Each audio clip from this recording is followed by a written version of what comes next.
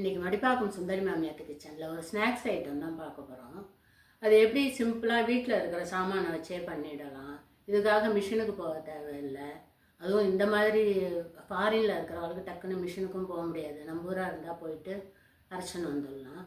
இங்கே உள்ளவா திடீர்னு பண்ணணும் ஒரு ஸ்நாக்ஸ் ஐட்டம் வாங்கி சாப்பிட்றதுனாலும் இங்கெல்லாம் கொஞ்சம் எண்ணெய் வாடை அடிக்கிற மாதிரி இருக்குது. நாளாகிடுறது. திடீர்னு வீட்லேயே பண்ணி சாப்பிடணும்னு ஒரு இது இருந்ததுனாக்கா 2 மணி நேரம் முன்னாடி பிளான் பண்ணிட்டோம்னா போகிறோம்.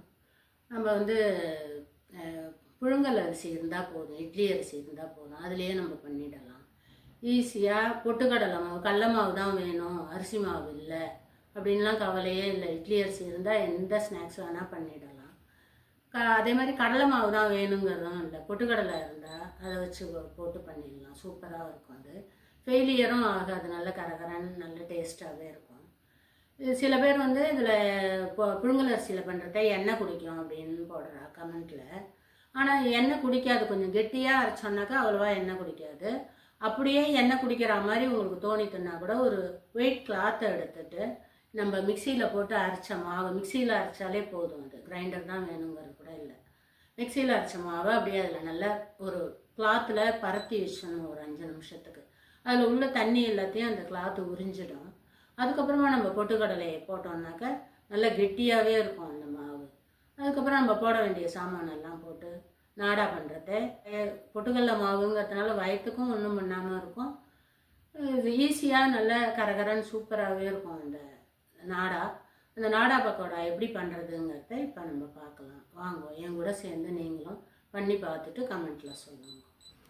இப்போ நாடா பக்கோடா செய்கிறதுக்கு இந்த டம்ளரால் இட்லி அரிசி 2 டம்ளர் எடுத்துட்டுருக்கேன். இது 200, 2 டம்ளர்னால் 400 அளவு. அந்த அரிசியை 2-3 தடவை களைஞ்சிட்டு நல்லா 2-3 மணி நேரம் நல்லா ஊற வச்சுக்கணும். அதுக்கு காரத்துக்கு 1 டம்ளர் அரிசிக்கு 4 மிளகாங்கிற விதத்தில் 2 டம்ளருக்கு 8 மிளகா எடுத்து அதையும் அந்த ஊற வச்ச அரிசியோடைய தண்ணியில் போட்டுடலாம். அந்த மிளகாயும் அந்த அரிசியோடைய நல்லா ஊறி நம்ம மிக்சியில் போட்டு அரைக்கும்போது நல்லா நைஸாக அரைஞ்சிரும். இப்போ இந்த நாடா பக்கோடாக்கு 1 டம்ளருக்கு 1/4 டம்ளர் வீதம் அப்படின்ட்டு 2 டம்ளர் அரிசிக்கு 1/2 டம்ளர் பொட்டுக்கடலை எடுத்துக்கணும். இந்த பொட்டுக்கடலையை ஒரு மிக்சி ஜாரில் போட்டு நல்லா நைஸாக பவுடர் பண்ணிக்கணும். பவுடர் பண்ணிவிட்டு அதை நல்லா நைஸாக சலித்து வச்சுக்கணும். இப்போ அந்த பொட்டுக்கடலை பொடி பண்ண மிக்சியிலேயே நம்ம ஊற வச்சுருந்த மிளகா வத்தல், ஒரு 4 சின்ன சின்ன கட்டி பெருங்காயம், தூள் இருந்தால் தூள் போட்டுக்கலாம், ஊற வச்ச அரிசி எல்லாத்தையும் போட்டு நல்லா நைஸாக அரைச்சிக்கணும். வழவழன்னு கொஞ்சம் கொஞ்சமாக தண்ணி சேர்த்து 2 தடவையாக போட்டு அரைச்சாதான் நல்லா வழவழன்னு மசியும். அரிசி மாவு எல்லாத்தையும் அரைச்சிட்டு அதில் நம்ம சலித்து வச்சுருந்த பொட்டுக்கடலை மாவை அதில் போட்டு இப்போ இந்த ரிப்பன் பக்கோடாக்கு வாசனைக்கு 1 ஸ்பூன் எள்ளு போட்டுக்கணும். என்கிட்ட கருப்பு எள்ளு தான் இருந்தது. உங்கள்கிட்ட வெள்ளை எள்ளு இருந்தால் வெள்ளை எள்ளும் போட்டுக்கலாம். இதுக்கு தேவையான அளவு உப்பு போடணும். முதல்ல கொஞ்சமாக போட்டு பார்த்துட்டு வாயில் போட்டு பார்த்துட்டு அப்புறம் வேணுன்னா கூட போட்டுக்கலாம். எடுத்ததும் நிறையா போட்டால் உப்பு கரிச்சிரும், பார்த்து போட்டுக்கோங்க. 2ஐயும் போட்டு நல்லா கலந்துட்டு கொஞ்சம் அடுத்தது வெண்ணெய் போடணும். நம்ம 1 டம்ளர் அரிசிக்கு 1 நெல்லிக்காய் அளவு வெண்ணெய்ங்கிற கணக்கில் 2 டம்ளருக்கு 2 நெல்லிக்காய் அளவுக்கு வெண்ணெயை போட்டால் போதும். அதுக்கு மேலே போட்டோம்னாக்கா அளந்து போயிடும் பிழியும்போது முறுக்கு. எண்ணெயையும் குடிக்கும், அதனால் இந்த அளவு போட்டால் போதும் வெண்ணெய். இப்போ நம்ம போட்ட உப்பு, எள்ளு, வெண்ணெய் எல்லாத்தையும் போட்டு நல்லா பொட்டுக்கடலை மாவு எல்லாத்தையும் போட்டு நல்லா கலந்துக்கணும் 4 பக்கம். பொட்டுக்கடலை மாவு போட்டு அதை பிசையும் போதே இந்த அளவுக்கு கெட்டியாக வந்துடும் அந்த மாவு.